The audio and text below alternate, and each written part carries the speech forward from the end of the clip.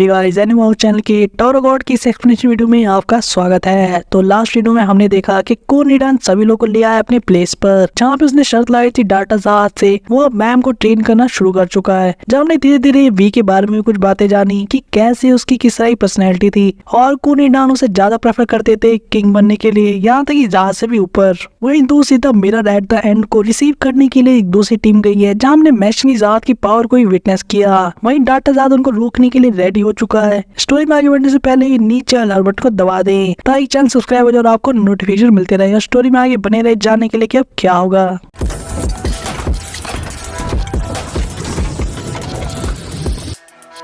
Episode की start में हम देखते हैं काइसिया को, जो कि बिग ब्रीडर की बॉडी के सामने खड़ी थी वियोल के साथ और कह रही थी कि इसने हमें कहा था कि हमसे हमारा बदला लेने में हमारी मदद करेगा, लेकिन इसे देखो ये भी किस हालत में है। ऐसे तो ये दोबारा उठ खड़ा होगा, लेकिन हमें तब तक वेट करना पड़ेगा। जिससे वियोल कहता है तब तक हमें क्या करना चाहिए वेट करने के अलावा। जहाँ इनका एक साथी पीछे से कहता है कि ऐसे तो ये हमारे रिवेंज लेने में अब कोई हेल्प नहीं कर पाएगा लगता है, लेकिन फिर भी इसने हमें एक साथ जमा किया है, जो कि काफी काम की चीज तो है और हमें इस अपॉर्चुनिटी का एडवांटेज लेना चाहिए। इसका सजेशन ये था कि उन्हें खुद से ही जाके अपने सॉन एनिमीज के ऊपर अटैक कर देना चाहिए। जब हम नोटिस करते हैं कि इस पर्सन को ये शक्ल बहुत ज्यादा हादसों की यहाँ से मिलती है, जो कि पॉसिबली उसका सॉन एनिमी हो सकता है। वही भी जब सीन शिफ्ट होता है हम देखते हैं यहाँ पे कोनिडान और बैम की ट्रेनिंग अभी भी चल रही थी, जहाँ पे कोनिडान उसे अपनी शिंचुआ यूज करके दूसरे शेप्स को बनाने के लिए कहता है, जैसे कि उसने अपने इलेक्ट्रिसिटी स्पेयर के साथ किया था। यहाँ बैम सोच रहा था कि कैसे कौन सी क्वालिटीज और शेप उसके शिंचु स्टाइल को सूट करती है। उसने कभी इसके बारे में उतना अच्छे सोचा नहीं।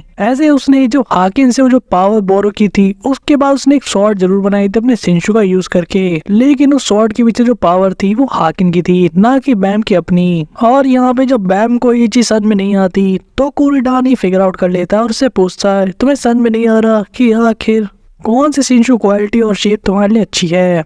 जिस बैम कहता है बिल्कुल सही, मुझे कोई आइडिया ही नहीं है। जिस बात को सुनने कोनिडान एक अजीब से इक्विपमेंट को उसकी तरफ कर देता है, ये कहते हुए कि अगर ऐसा है तो मैं तुम्हें कुछ गिफ्ट देना चाहता हूँ जो तुम्हारी हेल्प करेगा। जब कोनिडान इस चीज को बैम की तरफ फेंक देता है, जहाँ हम देखते इसका शेप चेंज हो गया था बैम के हाथ में, जहाँ बैम के पूछने पर उसे बताया जाता है कि कैसे इसका नाम शिंचु रिएक्टेंट है, जिसे हम क्लिकर के नाम से भी जानते हैं। और कोनिडान यहाँ पे ये भी बताता है कैसे गुस्तांग ने ये चीज इन सभी लोगों के लिए बनाई थी और उसको यूज करने के लिए उसे अपने एक हाथ में रखकर एक बटन को क्लिक करना होगा, जिसके बाद ये अपने आप ही प्रोसेस को स्टार्ट कर देता है। यानी कि जो लिक्विड उसके अंदर है वो रिएक्ट करता है उस क्वालिटी और एट्रीब्यूट से, जो कि वो शेप दिखा सकती है जो तुम्हारे शिंचु स्टाइल को सूट करती है सबसे ज्यादा। तो ये भी क्लैरिफाई कर दिया जाता है कि कैसे ये सिर्फ एक शेप डिनोट करती है, यानी कि तुम्हें एक इमेजिनेशन को हल्का करने के लिए तुम्हें इमेज शो करती है पहले से, ना कि तुम्हारी एक्चुअल शिंचु होती है। इसीलिए तुम इसका यूज करके एक शॉर्टकट की तरह इस चीज को सीख सकते हो जल्दी, और इसलिए वो इसे एक ट्राई देने के लिए करता है। वही बैम कोनिडान से कुछ पूछना चाहता है, जिसपे कोनिडान कहता है तुम क्या कहना चाहते हो। बैम से कहता है कि मुझे लगता है कि काफी वेस्ट है कि मैं अकेले आपसे सारे लेसन ले रहा हूँ, तो क्या ऐसा हो सकता है कि बाप मेरे बाकी साथियों को भी सारी चीज सिखाओ। जब कोनिडान का काफी सिंपल सा रिएक्शन था कि मुझे इन सबसे कोई फर्क नहीं पड़ता। वही हम रूम के अंदर देखते हैं जहाँ पे भी डिस्कशन चल रहा था आंसू और बाकी लोगों के बीच में, यानी कि मिरर एट द एंड को लेकर, जहाँ पे हान इन्हें बताता है कि कैसे ये मिरर उन्हें लोगों को तब मिलता है जो सारे स्टेजेस क्लियर कर लेते थे इस साइड पर, और इसका यूज करके वापस हेल्थ ट्रेन में वापस जा सकते हैं। लेकिन कैसे अगर कोई डाटा ह्यूमन उसका यूज करने की कोशिश करे और एस्केप करने की कोशिश करता है तो ये मिरर हमेशा के लिए उसको डिलीट कर देता है सिस्टम में से। उनका प्लान ये था कि उस मिरर को किसी ना किसी तरीके से डाटाजात के आगे प्लेस करेंगे ताकि ये जो मिरर है उसके डाटा को भी डिलीट कर दे, जो कि कोनिडान चाहते हैं कि वो इस बैटल के टाइम पे यानी डाटाजात वर्सेस बैम के केस में किसी मौके का फायदा उठा के इस मिरर को डाटाजात के सामने कर सके। और जो शर्त उन्होंने डाटाजात से लगाई है वो सिर्फ इसलिए है ताकि उन्हें कुछ समय मिल सके इस पूरे प्लान को एग्जीक्यूट करने का।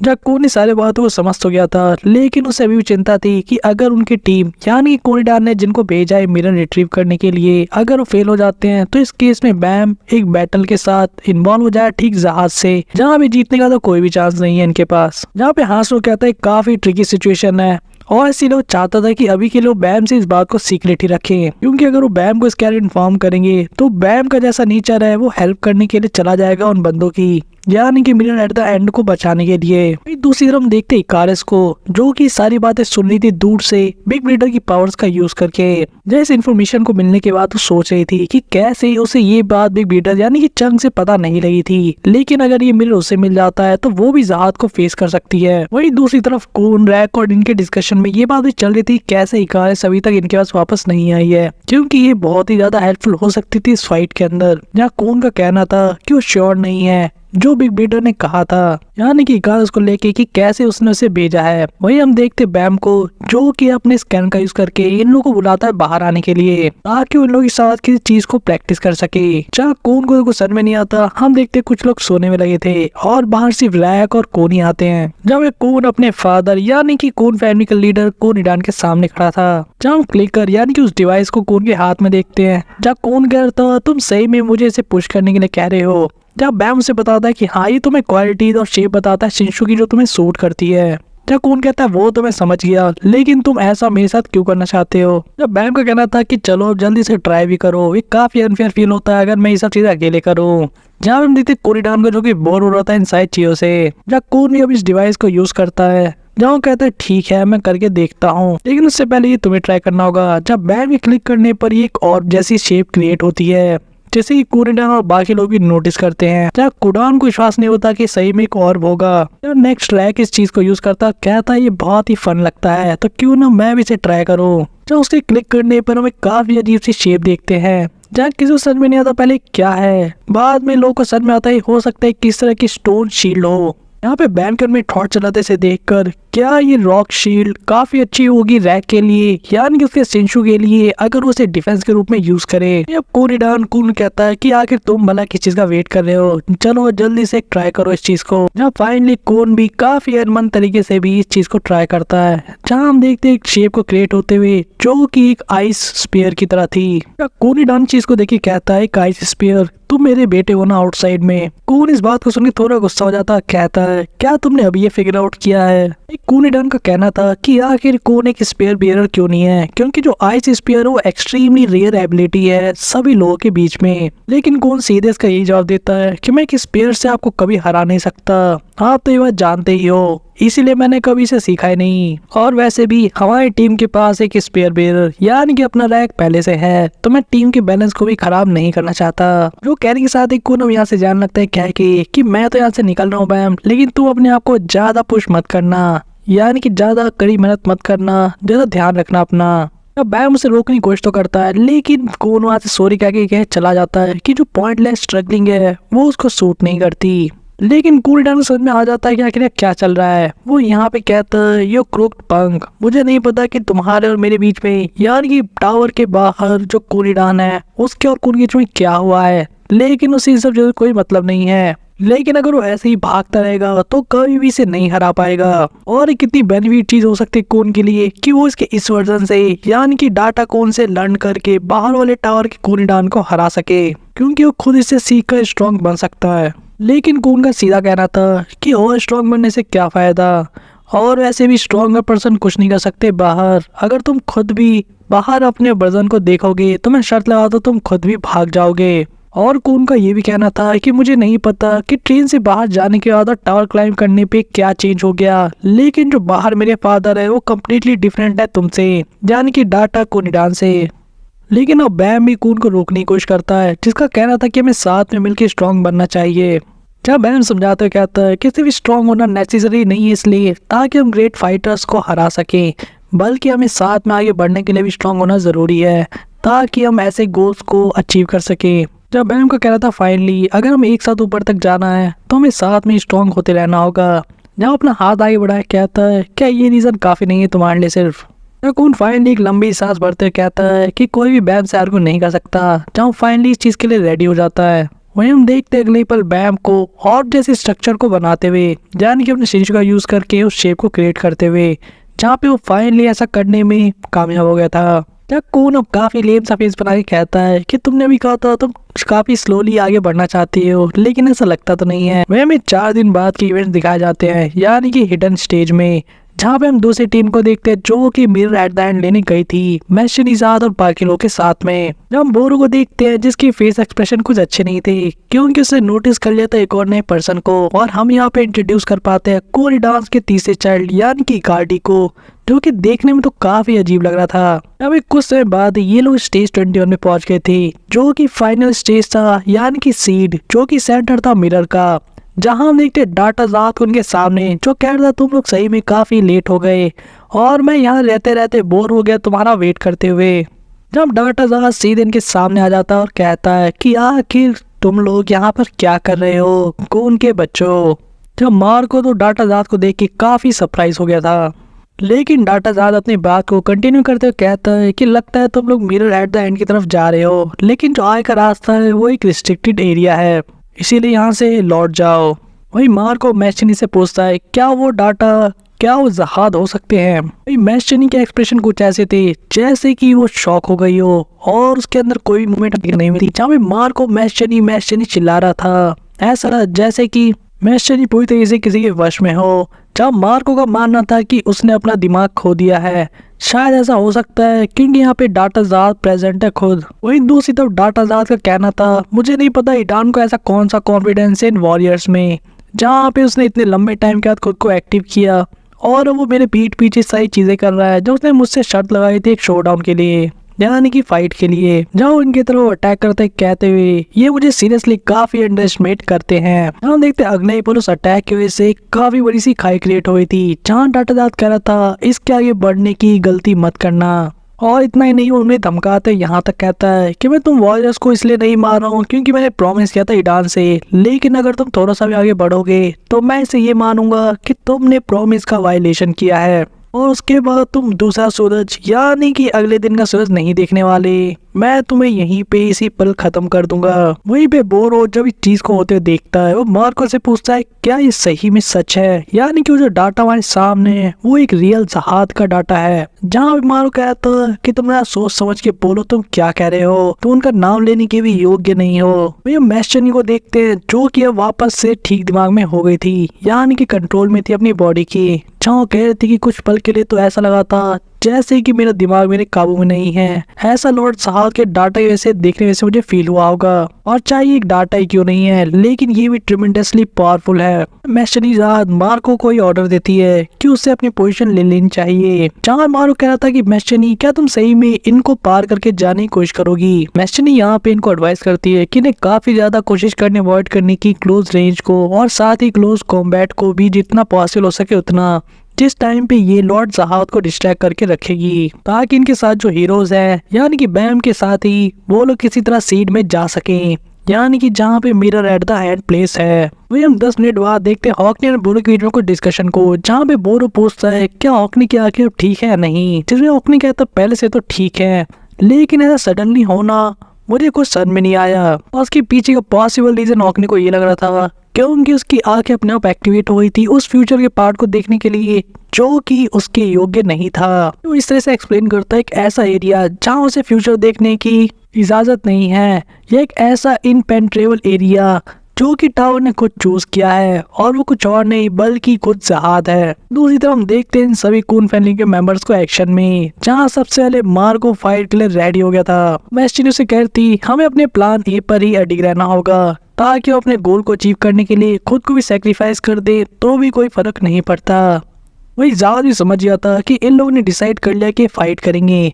वही भी बिग ब्रेडर यहाँ पे पॉकेट बॉल से कहता है तो सर क्या लगता है क्या मुझे भाग के यहाँ पर आ जाना चाहिए आपको ज्वाइन करने के लिए, जिस पे जाद हंसते कहता है तो मजाक कर रहे हो ना। जाद यहाँ तक कहता है कि तुम्हें मिलाकर भी अगर सारे लोग एक साथ भी मेरे ऊपर रश कर दे यानी उस पर अटैक कर दे मैं तब भी काफी कैपेबल हूँ इन सभी को काफी आराम से हैंडल करने के लिए। हम सामने से मैशनी जाद को देखते हैं जहाँ पे जाद कहता है आखिर तुम इन लोग के फिशरमैन हो। वही मैशनी जाद अपने घुटनों में बैठ जाती है और कहती है क्या मैं ऐसा कर सकती हूँ कि अपने आप को इंट्रोड्यूस कर सकूँ यंग किंग के डाटा के सामने, जहाँ वो बताती है कि मुझे भी आपकी पावर का थोड़ा सा हिस्सा इनहेरिट किया गया है और मैं एक जहाद प्रिंसेस हूँ जिसका नाम है मैशनी जहाद। इस बात को सुन के डाटाजाद का कहना था कि उसे सही में बिलीव नहीं हो रहा कैसे एक जहाद प्रिंसेस अपनी स्पीयर को उसकी तरफ पॉइंट कर सकती है, यानी कि उस पर अटैक कर सकती है।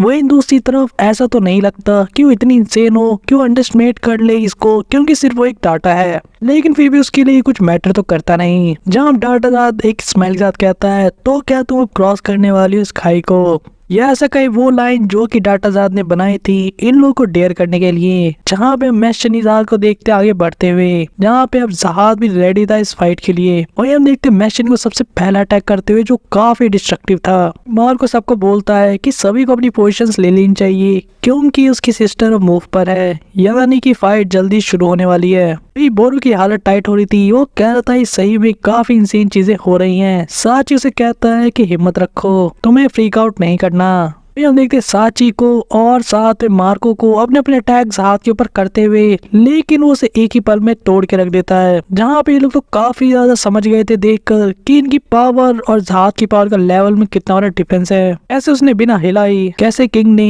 इस पूरे स्पेल को ब्रेक करके रख दिया। ये चीज देखकर हम साची एक्सप्रेशन समझ जाते हैं कि इनकी पावर का क्या डिफरेंस होगा। लेकिन मैशनी भी चीज जानती थी और इसलिए उनको मोटिवेट करती है कि इंटिमिडेट ना हो डाटा जहाज से। तो उनके जो पर्सन इनके सामने है वो ग्रेटेस्ट एडवेंचरर है इस पूरे टावर में। जहाँ पे वो सीधे हेड ऑन अटैक कर रही थी डाटा जहाज पर, लेकिन डाटा जहाज भी अपना अटैक अब शुरू कर देता है मैशनी पे। वहीं दूसरी तरफ सीन शिफ्ट होता है और हम देखते ट्रेनिंग ग्राउंड को, यानी कि रैकून और बैम की टीम को, जहाँ पे अभी ट्रेनिंग चल रही थी और बैम अब काफी अच्छे शेप्स क्रिएट कर पा रहा था। जब कोरिडान भी चीजें सेटिस्फाइड था और कहता है कि अगर तुम इतना मेंटेन कर पा रहे हो तो इतना टेंशन काफी है, यानी कि शिंशु टेंशन। अब नेक्स्ट स्टेज पर जाने की बारी आ गई थी, यानी कि इस ऑर्ब का यूज करके अटैक करने को ट्राई करना। जहाँ वो एक रॉक की तरफ इशारा करके कहता है कि ये तुम्हारा टारगेट है, इसे ट्राई करो। बैम ऐसे ही करता है, लेकिन उस अटैक का बहुत ज्यादा कुछ इंप्रेशन कोरिडान के सामने अच्छा नहीं होता, क्योंकि हम देखते हैं स्टोन पर बहुत ज्यादा असर नहीं हुआ था। जहाँ कोरिडान समझाता है कि तुम्हें ऑर्ब को फिल नहीं करना।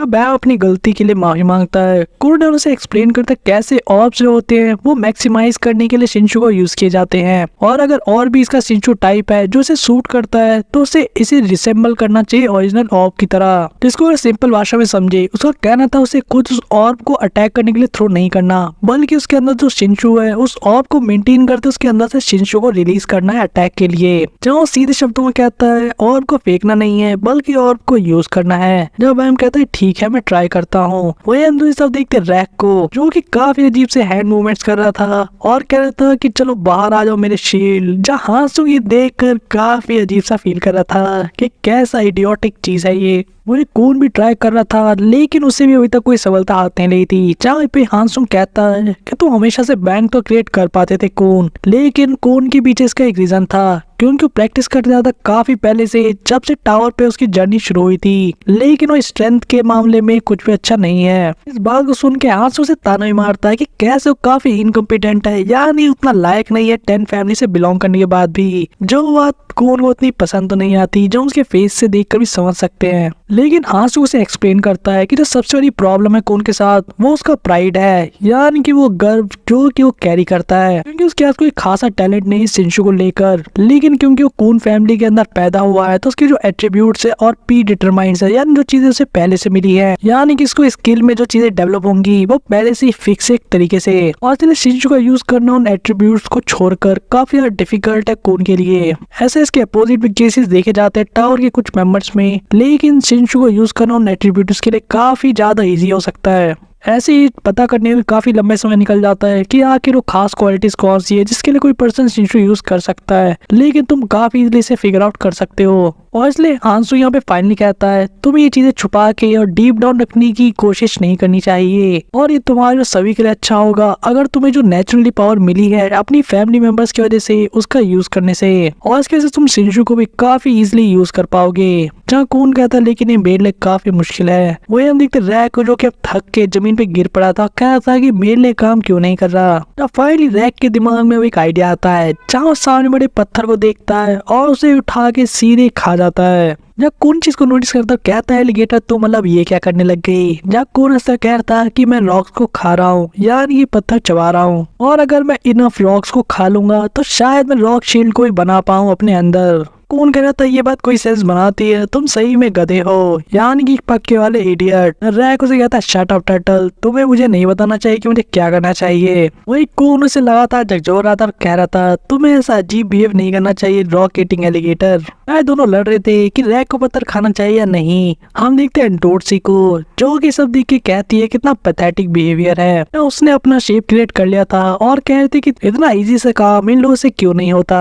जहाँ हमें पता लगता है कैसे उसने 2 दिन से भी कम टाइम में ये चीज अचीव कर ली थी। वही अपना बैम अभी ट्रेनिंग लगा था जहाँ पे वो थॉट्स को इस तरह से चैनलाइज कर रहा था कैसे उसे शेप को कंटेन रखना है, यानी कि ऑफ टेंशन बनाए रखना है और मैक्सिमाइज करना है शिनशु को उसके अंदर से। वो काफी ध्यान लगा के अपनी पूरी प्रैक्टिस को कर रहा था। हम देखते कुरीडान को भी इम्प्रेस होते हुए जब वो ऑफ को सही से यूज कर लेता है। ये इतनी पावरफुल चीज थी कि कून और रैक भी दूर से इसे नोटिस कर लेते हैं। जहाँ पे बैम भी काफी सरप्राइज था कि ये चीज काम कर गई फाइनली। जब उस ऑर्ब को देखते जो काफी बड़ा था साइज में, जहाँ वो अटैक करने के लिए रेडी था और उसमें से जो अटैक निकलता है वो एक अलग ही लेवल का डिस्ट्रक्शन क्रिएट करता है। कून दूर से ये बात पूछता है कि आखिर वो क्या था, तो हाँ से उन्हें बताता है कि पावर रिमार्केबल है। डोटसी का भी मानना था काफी डेंजरस हो सकता है। वही कोनिडान इसे देखकर सोचता है कि इसने सही में काफी अच्छा काम किया है और शायद वो इसे यूज कर पाए अगर वो ऑर्ब को मेंटेन करके रखे, और इसलिए वो शायद रेडी है नेक्स्ट स्टेज पर जाने के लिए। वही से पॉइंट पे कोनिडान नोटिस करता है किसी को यहाँ पे टेलीपोर्ट होके आते हुए, और हम देखते कोई और नहीं बल्कि इन लोग के जानी दुश्मन थे। जहाँ पे कोनिडान समझ जाता है कि इनके वर्दी अपोनेंट्स यानी कि इनके योग्य लड़ने वाले अपोनेंट्स आ चुके हैं। जो इसी क्लिफ एंगर के साथ आज के एक्सप्लिसिट वीडियो को यहीं पे ओवर करते हैं, लेकिन नेक्स्ट वीडियो में आपको एक काफी अच्छी बैटल देखने को मिलेगी जहां आप ये भी जान पाओगे कि आखिर इस पूरी ट्रेनिंग का क्या प्रोग्रेस और असर हुआ हमारी टीममेट्स पर, यानी कि बैम को और बाकी लोगों पे। जहाँ हिडन फ्लोर और कभी तो काफी क्रेजी रहा है, जहाँ हमने देखा एक एलिगेटर को पत्थर चबाते हुए ताकि वो अपने अंदर पत्थर जमा करके एक रॉक शील्ड बना सके। हमने देखा बैम की प्रोग्रेस को जो काफी पावरफुल थी क्रिएट करने के साथ ही शायद हम आने वाले टाइम में कून की भी रियल एबिलिटीज को देख पाएंगे,